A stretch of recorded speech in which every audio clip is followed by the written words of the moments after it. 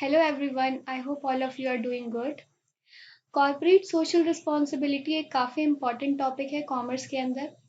अक्सर आपने कई बड़ी कंपनीज को सोसाइटी के वेलफेयर के लिए कंट्रीब्यूट करते देखा होगा या सामाजिक कार्य करते देखा होगा, अगर मैं ऐसे बोलूँ तो। जैसे कि हॉस्पिटल्स बनवाना, पीएम केयर फंड में कंट्रीब्यूट करना या जेंडर अवेयरनेस रिलेटेड कैंपेन चलाना या फिर ऑर्फनेज को बनवाना या उसमें डोनेट करना। तो ये सभी काम सोसाइटी से जुड़े हुए हैं। तो कंपनीज की इतनी अच्छे-अच्छे काम को देख कर के मन तो बहुत खुश होता होगा कि कंपनीज कितने अच्छे काम कर रही है, अपने प्रॉफिट का हिस्सा जो है वो समाज की भलाई में लगा रही है ना? पर एक्चुअली इसके पीछे कुछ और रीज़न है। सी जब भी बिज़नेस की बात आती है तो उसका एक सेलिएंट फीचर होता है अर्निंग प्रॉफिट, इज़न्ट इट? तो कई बार कंपनीज ना प्रॉफिट के चक्कर में अनएथिकल प्रैक्टिसेस भी करने लगती हैं। For example manufacturing adulterated goods, misleading advertisement, not paying taxes, polluting the environment या फिर अपने एम्प्लॉयज को एक्सप्लॉइट करना।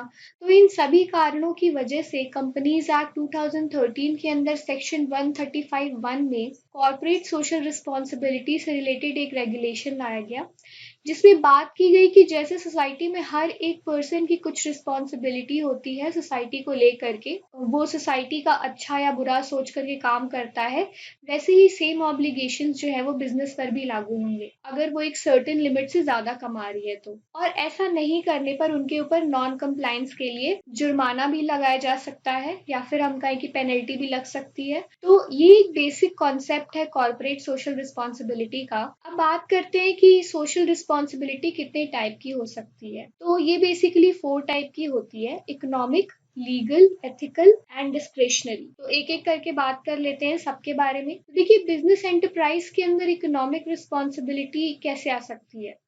ऑब्वियस सी बात है, बिजनेस एक इकोनॉमिक एक्टिविटी है, तो उसका प्राइमरी सोशल रिस्पॉन्सिबिलिटी क्या हो सकता है? तो उसका प्राइमरी सोशल रिस्पॉन्सिबिलिटी यही है कि वो ऐसे गुड्स प्रोड्यूस करे जिसकी सोसाइटी को जरूरत हो और फिर उसे प्रॉफिट पर बेचे। लीगल रिस्पॉन्सिबिलिटी बिजनेस की यही है कि उसे कानून के दायरे में रह करके काम करना होगा, कोई भी ऐसा इलीगल काम नहीं करना होगा जो लॉ के अगेंस्ट हो, क्योंकि अल्टीमेटली जो लॉज हैं वो सोसाइटी के भलाई के लिए ही बनाए गए हैं। अब अगर एथिकल रिस्पॉन्सिबिलिटी की बात करें तो एथिकल रिस्पॉन्सिबिलिटी जुड़ी हुई होती है किसी भी इंडिविजुअल या फिर ऑर्गेनाइजेशन के बिहेवियर से या हम कहें कोड ऑफ कंडक्ट से। तो ऑर्गेनाइजेशन को इस तरीके का व्यवहार रखना चाहिए जो सोसाइटी उनसे एक्सपेक्ट करती है, बट वो लॉज के अंदर कोडिफाइड नहीं है। जैसे कि सभी रिलीजियस सेंटिमेंट्स का रिस्पेक्ट करना या अपने इमीडिएट एसोसिएट्स को डिग्निटी के साथ ट्रीट करना। ठीक है, रिलीजियस सेंटिमेंट्स का ध्यान आप कब रख सकते हैं? जैसे अगर आप किसी प्रोडक्ट का एडवर्टीजमेंट कर रहे हैं, बना रहे हैं कोई वीडियो या फिर पब्लिक प्रमोशन कर रहे हैं उस वक्त। डिस्क्रिशनरी रिस्पॉन्सिबिलिटी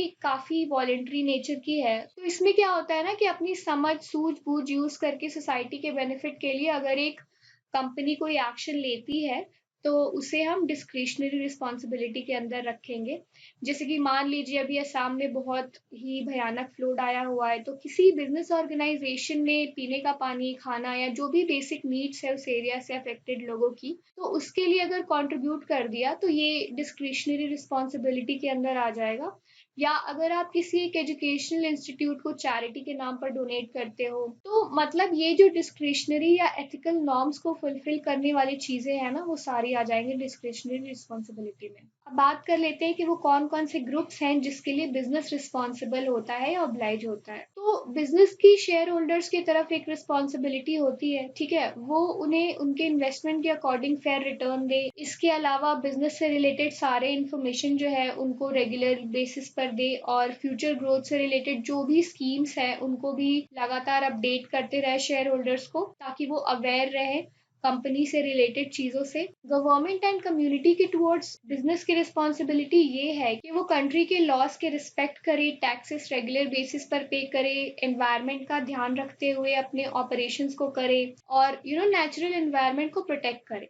अगर वर्कर्स की बात करें तो अपने वर्कर्स एंड एम्प्लॉइज को बेटर अपॉर्चुनिटी प्रोवाइड करना ग्रोथ के लिए, एक better working environment and condition देना उन्हें। इसके अलावा उनके जो राइट्स हैं उनको भी रिस्पेक्ट करना and fair payment and remuneration देना according to their work and market circumstances, ये भी एक रिस्पॉन्सिबिलिटी जो है वो बिजनेस को परफॉर्म करनी होती है। जो एक बड़ी रिस्पॉन्सिबिलिटी होती है बिजनेस की वो होती है कंज्यूमर के लिए, क्योंकि ये डायरेक्टली सोसाइटी से जुड़ा हुआ एक रिस्पॉन्सिबिलिटी है। तो बिजनेस की रिस्पॉन्सिबिलिटी कंज्यूमर की तरफ ये है कि वो राइट क्वालिटी के गुड्स एंड सर्विसेज जो है वो प्रोवाइड करे कंज्यूमर को। इसके अलावा प्रोडक्ट इंग्रेडिएंट जो होते हैं उनको रिवील करे ताकि कंज्यूमर और कस्टमर को पता रहे कि वो क्या कंज्यूम कर रहे हैं, किस टाइप की सर्विसेज ले रहे हैं। तो ये सोशल रिस्पॉन्सिबिलिटी था बिजनेस का डिफरेंट ग्रुप्स की तरफ। अब सीएसआर से रिलेटेड रेगुलेशंस की बात कर लेते हैं। तो कंपनीज एक्ट 2013 के सेक्शन 135(1) में सीएसआर से रिलेटेड सभी नॉर्म्स एंड रेगुलेशंस दिए हुए हैं। उनमें से कुछ मेजर पॉइंट पर बात करते हैं। कोई भी कंपनी जिसकी नेटवर्थ 500 करोड़ या फिर उससे ज्यादा है,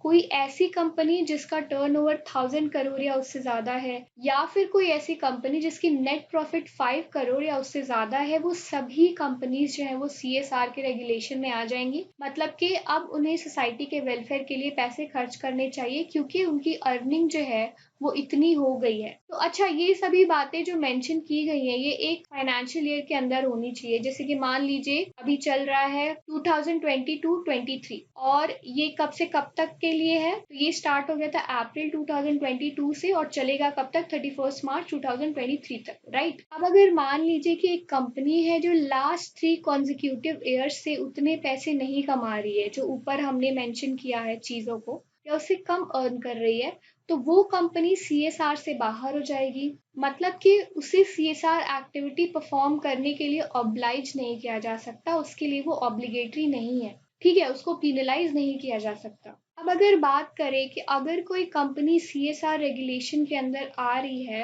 तो वो कितने पैसे खर्च करेगी सोसाइटी के ऊपर, तो देखिए जो फाइनेंशियल ईयर अभी चल रहा है ठीक उसके इमीडिएट प्रीसीडिंग 3 इयर्स, मतलब इस फाइनेंशियल ईयर के ठीक पिछले वाले 3 फाइनेंशियल ईयर के एवरेज नेट प्रॉफिट का 2% पैसा जो है वो खर्च करना होगा उस कंपनी को सीएसआर के लिए, और वो भी इंडिया के अंदर। मतलब आप ऐसा नहीं कर सकते कि यहाँ अर्न करके आपने फॉरेन में कुछ डोनेट कर दिया तो वो नहीं माना जाएगा, वो नहीं चलेगा। आपको जो खर्च करना है पैसा, जितना अमाउंट है वो इंडिया में ही आपको करना होगा। अब देखिए सीएसआर फंक्शंस ठीक से चले, किसी भी कंपनी के अंदर सही तरीके से एक्टिविटीज को परफॉर्म किया जाए, इसके लिए कमेटी बनाई जाती है जो कुछ फंक्शंस परफॉर्म करती है। इसमें एक बात ध्यान रखिएगा कि अगर आपका बिजनेस जो है वो 50 लाख रुपए से कम सीएसआर जनरेट कर पा रहा है तो उस कंडीशन में जरूरी नहीं है कि आप कमिटी को फॉर्म करें, लेकिन इन केस 50 लाख रुपीज से ज्यादा सीएसआर का अमाउंट आ रहा है तो उस कंडीशन में आपको एक कमिटी बनानी ही पड़ेगी। तो देख लेते हैं क्या होते हैं वो फंक्शन। देखिए एक शेड्यूल होता है, शेड्यूल 7 करके कंपनी के बुक्स में, उसमें एक लिस्ट होती है, ठीक है, कि वो कौन कौन सी एक्टिविटीज हैं जो अगर कंपनीज परफॉर्म करती हैं तो माना जाएगा कि हाँ वो सीएसआर कर रही है, ठीक है, वो अपनी सोशल रिस्पॉन्सिबिलिटी को निभा रही है। तो बेसिकली सीएसआर कमेटी क्या होती है, वो रिकमेंडेशन देती है कि वो कौन कौन सी पॉलिसीज हैं अगर आप फॉलो कर रहे हैं तो उससे रिलेटेड नॉर्म्स क्या है, आपको उसको कैसे फॉलो करना है, और उससे रिलेटेड कौन कौन सी चीज़ें, कौन कौन से रेगुलेशंस इन्वॉल्व होंगी, ये सभी चीज़ें जो है फॉर्मुलेशन से रिलेटेड वो रेकमेंड करती है CSR committee board of directors को। आफ्टर दैट कि कितना एक्सपेंडिचर जाने वाला है उसके हिसाब से एक अमाउंट डिसाइड करना, ये देखना कि सीएसआर पॉलिसीज को सही तरीके से फॉलो किया जा रहा है या नहीं जा रहा है, उतने पैसे खर्च हो रहे हैं या नहीं हो रहे हैं, ठीक है। तो ये सभी काम जो है वो सीएसआर कमेटी करती है। अब देखिए यहाँ सीएसआर कमेटी कैसे बनाई जाती है, उसके फॉर्मुलेशन से रिलेटेड कुछ चीजें दी हुई हैं। मान लीजिए एक कंपनी में 3 डायरेक्टर्स हैं प्लस एक इंडिपेंडेंट डायरेक्टर है, तो आप सीएसआर कमेटी इसके साथ बना सकते हैं। अब वो कंपनी जिनके अंदर इंडिपेंडेंट डायरेक्टर्स नहीं होते हैं, मतलब कि बेसिकली वो कंपनीज जो सेक्शन 149(4) को कंप्लाई नहीं करती हैं, तो उस केस में 2 या अधिक डायरेक्टर्स हैं तो आप कमेटी बना सकते हैं। फिर वो प्राइवेट कंपनी जिसमें केवल 2 डायरेक्टर्स होते हैं तो उन 2 डायरेक्टर्स के साथ भी एक सीएसआर कमेटी बनाई जा सकती है। अगर कोई फॉरेन कंपनी है तो उस केस में मिनिमम 2 पर्सन जो है वो कमिटी में होने चाहिए। जो पहला पर्सन है वो इंडिया का रेसिडेंट जरूर होना चाहिए, and secondly the other person should be nominated by the company. तो कंपनी के थ्रू जो दूसरा पर्सन है उसको नॉमिनेट किया जाना चाहिए। तो ये CSR कमेटी से रिलेटेड कुछ बातें थी कि CSR कमेटी का फॉर्मेशन कैसे किया जा सकता है। अब उस लिस्ट की बात कर लेते हैं जिसके अंदर वो एक्टिविटीज दी हुई है, शेड्यूल 7, जिसके अंदर CSR एक्टिविटीज दी गई हैं कि आखिर वो कौन कौन सी एक्टिविटीज हैं जिनको परफॉर्म करेंगे तो कहा जाएगा कि हाँ, हम कॉर्पोरेट सोशल रिस्पॉन्सिबिलिटीज को निभा रहे हैं, हम उसको परफॉर्म कर रहे हैं। तो देखिए, सबसे पहले अगर आप कोई ऐसी एक्टिविटी परफॉर्म करते हैं जिसके थ्रू आप हंगर को इरेडिकेट कर पाए, ठीक है, भूखमरी को आप खत्म कर पाए, अगर कंट्री के अंदर कोई एक शहर है जहाँ पे बहुत माल न्यूट्रिशन बच्चे, आप उनके लिए काम कर रहे हैं, या आप पॉवर्टी इरेडिकेट करने के लिए काम कर रहे हैं, तो ये सब चीजें जो है वो CSR में आ जाएंगी। इसके अलावा आप अगर एजुकेशन को प्रमोट कर रहे हैं, जेंडर इक्वालिटी को प्रमोट कर रहे हैं, वुमेन एम्पावरमेंट को प्रमोट कर रहे हैं, ठीक है। इसके अलावा अगर आप एनवायरमेंट सस्टेनेबिलिटी के लिए काम कर रहे हैं, ठीक है, ग्रीन एनर्जी के लिए काम कर रहे हैं, प्रोटेक्टिंग फ्लोरा एंड फौना, यानी कि अगर आप कोई ऐसी एक्टिविटी परफॉर्म कर रहे हैं जिसके थ्रू आप एनवायरनमेंट को प्रोटेक्ट कर रहे हैं, अगर आप पेड़ पौधों के लिए काम कर रहे हैं, कहीं आप बहुत ज्यादा पेड़ पौधे लगा रहे हैं, एनिमल्स वेलफेयर कर रहे हैं, एनिमल के लिए शेल्टर होम बना रहे हैं, ठीक है, ये सारी एक्टिविटीज भी CSR के अंदर आ जाएंगी।